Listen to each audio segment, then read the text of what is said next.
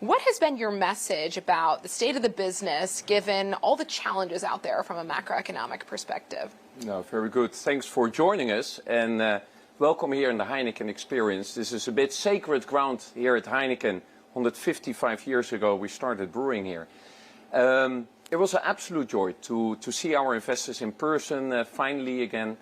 And the message is a dual message of continuity and change. 155 plus years of history, a lot of success, very strong foundations to build on. We have a very strong global footprint, an amazing brand portfolio led by Heineken. And at the same time, as you're saying, the world is changing fast and we need to adapt to it. Whether it's through innovation, renewing our portfolio, digitizing our business in the front and the back.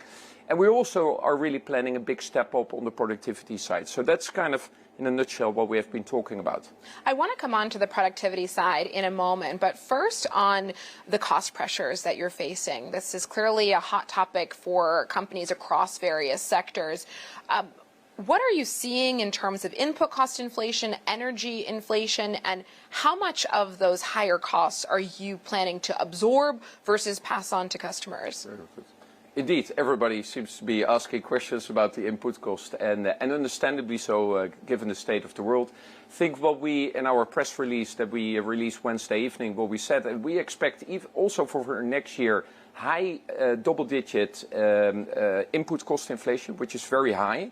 In some commodities, you start seeing it heading in the right direction, but of course, with Europe being such an important part of our business, and energy being such an important input, we unfortunately will be impacted with another year of steep input cost increases. Like we have done this year, the way we call it is euro for euro. We really try to offset the input cost inflation through pricing. Although, of course, we really look to the local circumstances to see what's the right thing to do and to make sure it's responsible. Do you expect to be able to cover the entire increase when it comes to the cost pressure you're seeing to customers, or will you end up absorbing some of that? Well, it's a matter of how you look at it. So gross margins in general have been pressured. Anything that's expressed as a percentage of revenue, it's a nominator-denominator issue is getting compressed. So you see across FMCG firms, including ours, gross margins under pressure. What we're really trying to protect is the gross margin in absolute euros per hectoliter.